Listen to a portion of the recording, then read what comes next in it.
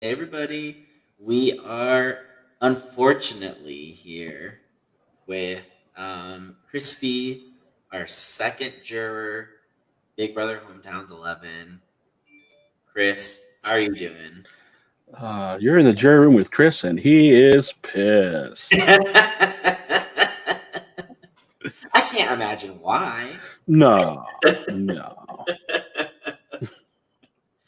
Oh gosh, it's been a couple days. Have you like gotten over at least like the initial like stress and Oh yeah, it was of all nice having nothing to do today. You know, yeah. no one to talk to have lie to me, etc. It's nice. Just shooting the shit with Chandler, having a great day. Yeah, you guys are living it up in the jury house, waiting for another friend to join you tonight.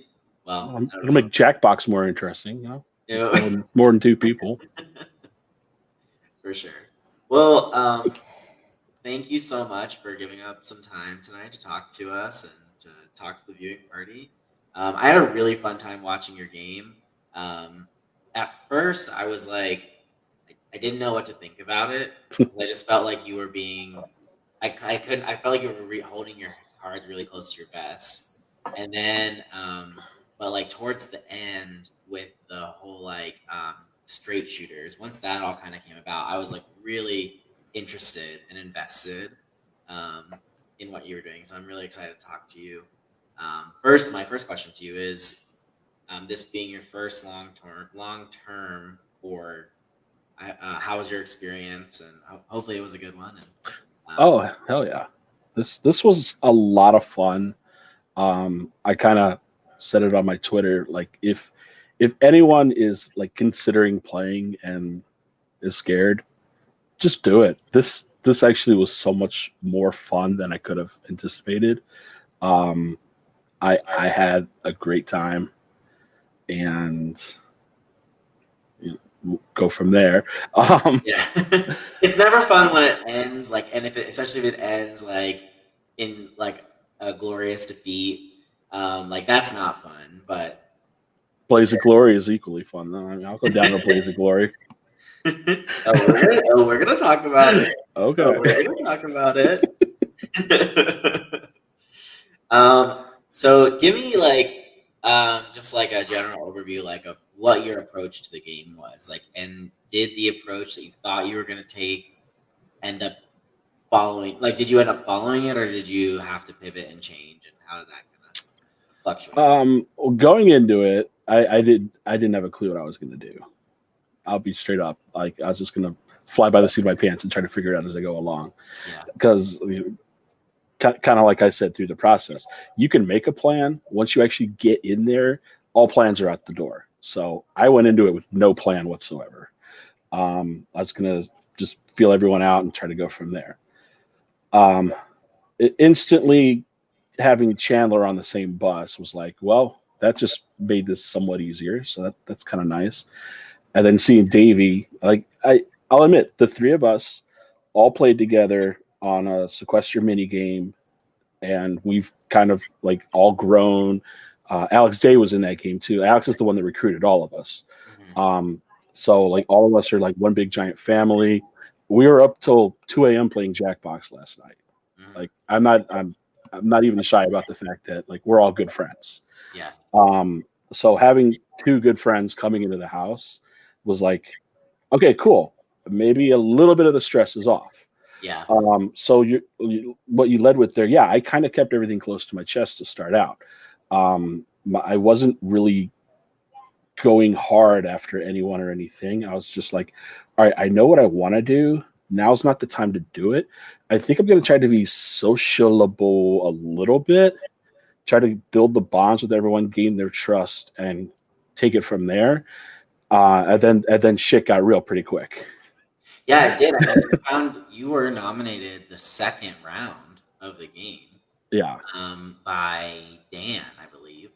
Um, what were you surprised by that? Was that something that you Honestly, I expecting? was, because I there were more people from the sequester community in this game than weren't from the sequester community, Hmm and like a lot of the sequester. Here's some tea for everyone. A lot of the sequester community is all really tight with each other. And then there's us assholes from 6-6 who are the complete opposite side of the spectrum. But that's a different story for a different day. So I didn't really feel as in with the rest of the sequester crew. The Dan, Lee, Justin, Crystal, Andrew, Blake. Don't want to mention his name. And I forget who else. But so I thought the sequester guys were going to kind of stick sequester strong and kind of pick everyone else off.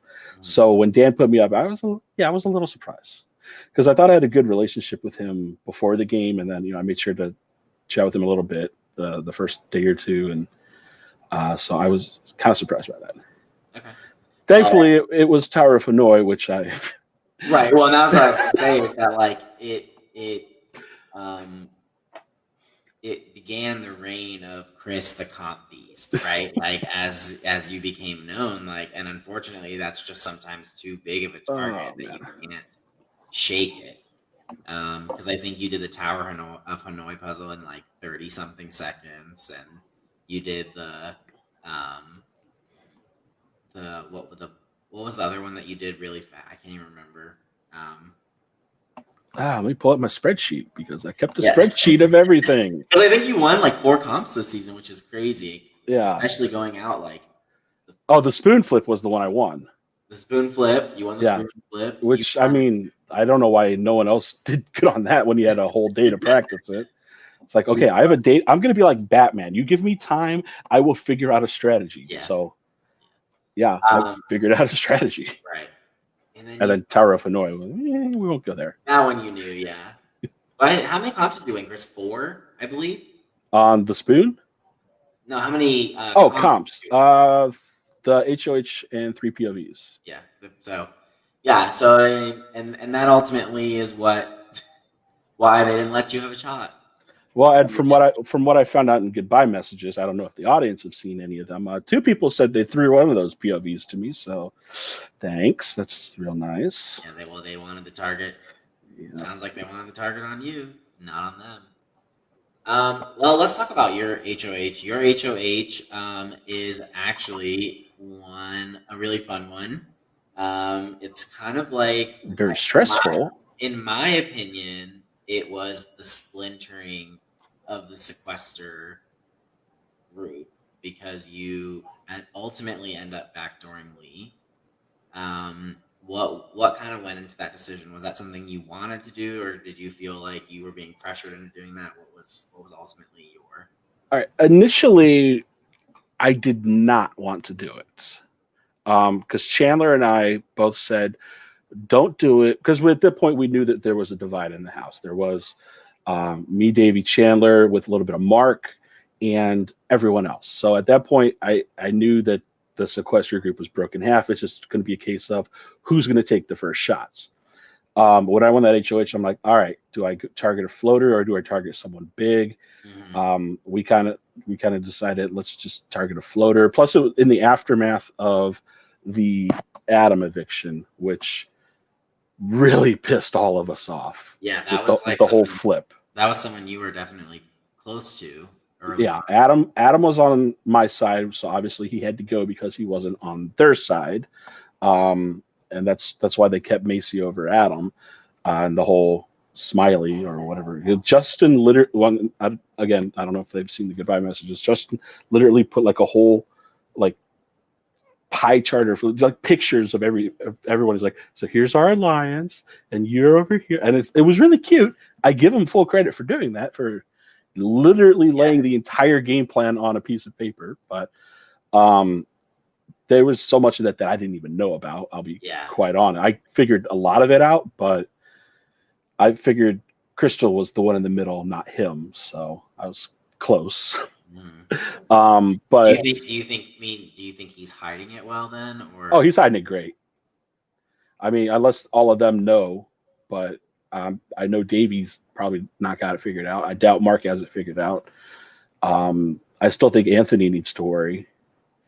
I kind of hope I didn't blow Dan's game up. I really want him to go far. If I blew your game up, I'm sorry, Dan. Um, but all right, so then, but go back to Lee. Chandler and I knew that we would be doing their dirty work if I went after Lee. Yeah. That he was their meat shield, which I was right on that. They did use him as a meat shield. Um, I I really wish Lee would have, because um, I really wish Lee would have split from them if he would have figured out what was going on and maybe sided with us, like flip on them and come to us. But that's a different story altogether. But ideally, the way Justin said is they came up with the plan for Macy and then put the blame on Lee, and then that's what Gwen and Anthony told me. They were the ones pushing. Mark was the one pushing. Finally, I'm just like, all right, I got to do it. I'm sorry. Mhm. I kind of don't want to, but I'm gonna do it. Let's take the shot at Lee. And then everything fell apart. I should have, Yeah. but Unfortunately, at the same time, I didn't mean to cut you off. no, you're At fine. the same time, I kept, in retrospect, I'm running the scenario through my head with Gwen winning and taking Crystal off. It would have been Justin and whoever on the block. If I wouldn't have put Lee up, I still, there's no scenario I can think of where Justin would have gone home there. I think whoever I would have put up, except for maybe Anthony, but in my opinion, I was working with him at that point. Mhm. Um, but they would have cut him. Right. There's no scenario where Justin would have gone home there. Like he is that well insulated at that point that he was untouchable there.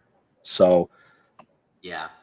yeah, Well, given the information that you have yeah, now. not knowing now what or knowing now that that wasn't going to work. So Yeah, and for unfortunately for both Chandler and you, that was the beginning of the end. yes, So the wrong people ended up winning HOH. by They, yeah, barely.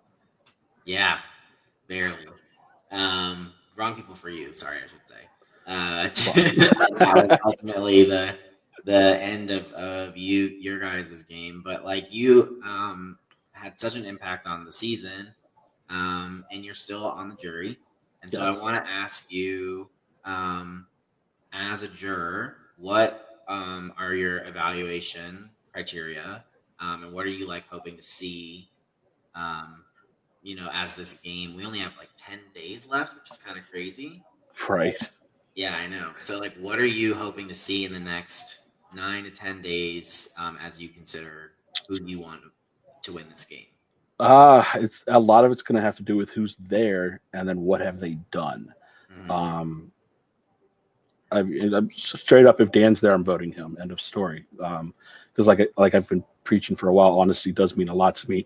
He's the only one, whether the vote was good or bad, at least had the balls to, hey, this is what I'm doing. It may not be what your line of thinking is, but here's my rationale behind it. I hope you appreciate that. Gotcha. Dan, you've got balls, and I like balls. Take that one out of context if you want. um, okay, so let me ask you something else in relationship to that. Um, you and you had some feelings about Blake Balake? and and some of the things that he said um, to try and save himself. Um, I'll give him credit for trying to save himself. And okay, I guess he won HOH too, right. from what you said.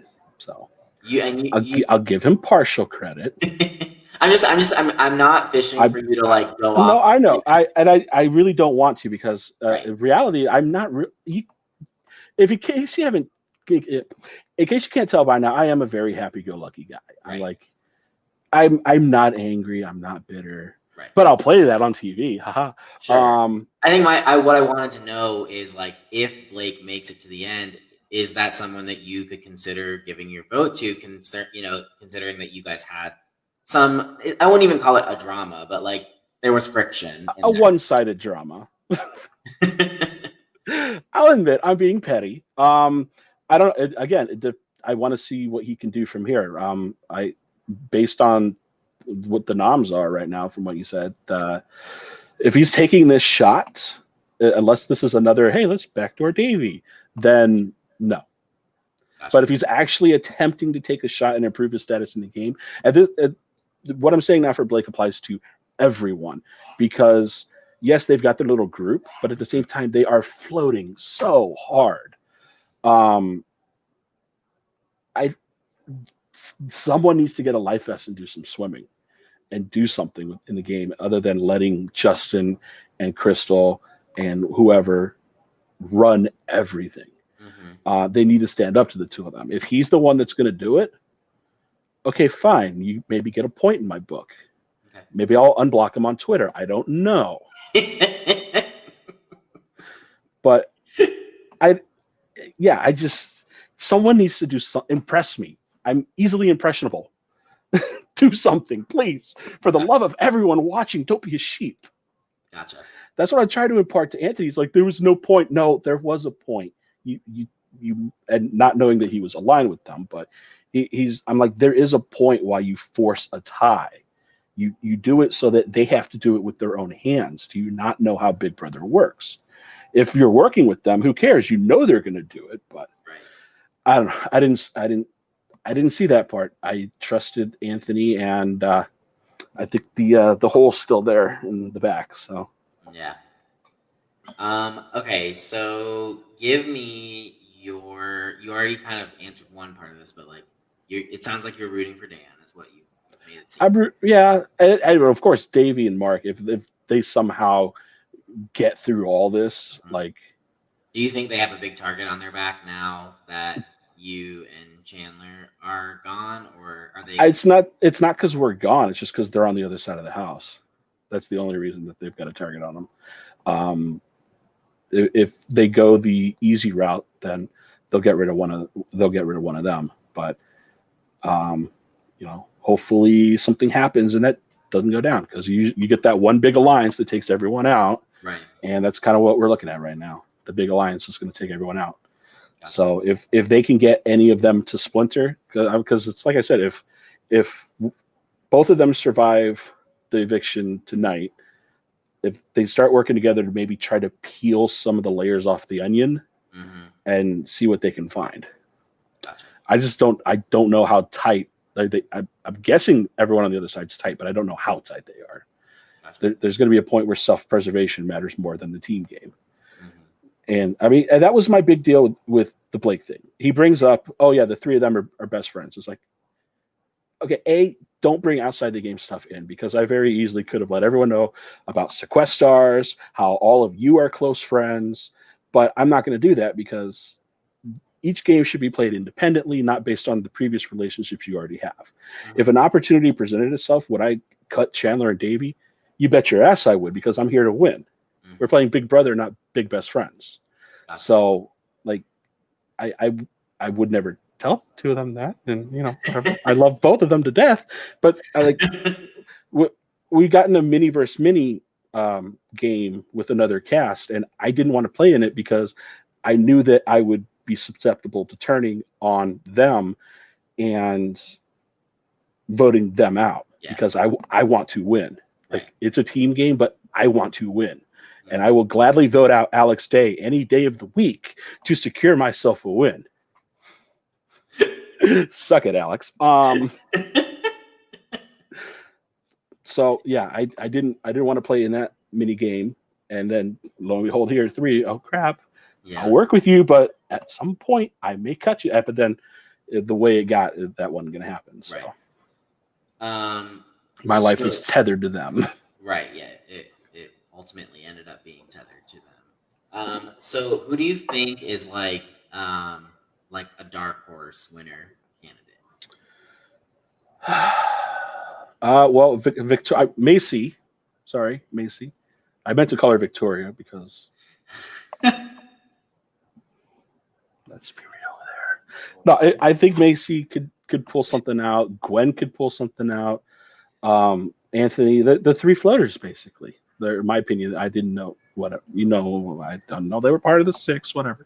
I still think that there's cracks to be formed. They just got to find them. Um, any one of them could win it at this point. It's just a matter of who's going to buckle their pants and do the work. Gotcha. Which right now sounds like hopefully Blake, but we'll find out in a couple hours, won't we? Yes. Well, I can tell you that Dan won the power of veto tonight, Okay. and he decided not to use it. Okay. So, Well, I'll tell Chandler the good news. yes, you will either be joined tonight by Justin or KPOW. I will put out a prediction that Justin will be coming tonight. Okay. Because I still say I've been saying the girls are together for a while. So I think they'll that Macy and Gwen will save KPOW. But I think everyone else will see that Justin's like the middle of everything. And if you cut the middle out, then everything will divide. So I said getting rid of Lee would be the reset point. No, getting rid of Justin may be the reset point for the game. Yeah, we'll have to see if they recognize that or not. And there goes my cat in the background. Yeah, and that's okay. We'll find out here sometime tonight. Chris, thank you so much. Anything else you want to say? It's the final time the viewing party will see you until finale night. So, seriously though, I had a blast. I hope I entertained y'all. Pipe bomb. we really didn't even get it. We didn't talk about that. Give us the brief synopsis of. I don't think we've really said anything to anyone. Yeah, we really didn't. All right, I wanted to go out with some memes because I'm a funny guy. That's the Curb Your Enthusiasm ending. Can't go wrong with that. No, I wanted to try to shake things up, rattle some people, get them to, hey, maybe I'm not as comfortable as Chandler was like, this isn't personal, but I'm going to rattle off all this stuff. For me, no, this is personal, and I'm going to rattle off all this stuff. But it really was, as you see now in defeat, yeah. I mean, the point in which you're voted out, yeah, you're pissed, right? You're angry. It's like I legitimately did not want to hear, oh, good job, Chris, you played such a great game. You voted me out. I don't care what you have to say right now. I'm going to just drop this and leave. Right. And that's exactly what I did. Like Blake even tried to say something to me earlier in the day, and I'm just like, you know what? I don't want to hear this. Leave conversation. I laughed. I audibly laughed out loud when I saw that happen. You haven't talked to me in 3 days, and now that I'm about to go home, you want to say something. I don't care what you have to say, buddy. But I okay, maybe I would vote for Blake over Hitler. I don't know. That was actually a joke at Chandler's expense because we play Secret Hitler. So right. No, you're fine. Which hopefully Davey caught that joke. There were a lot of inside jokes in that speech. So gotcha. Well, you were very entertaining. You had a great impact on the season. You still get to help us decide a winner. Thank you so much for giving. Vote for me for America's favorite player. There you go. Yeah, make your pitch now. Do you guys even do one of those? I don't even know. We do now. You just started it. Oh, okay. No, we do. Yeah, no, I was the favorite player last season. Ooh. So Alex Day's never the favorite player. So just subtitle this the Alex Day dragging experience. I mean, I love that very much. So, well, we're gonna hop off here. We have another eviction tonight, so hopefully, maybe sometime tomorrow, we'll be able to catch up with that person and for another exit interview. But until the next time, bye.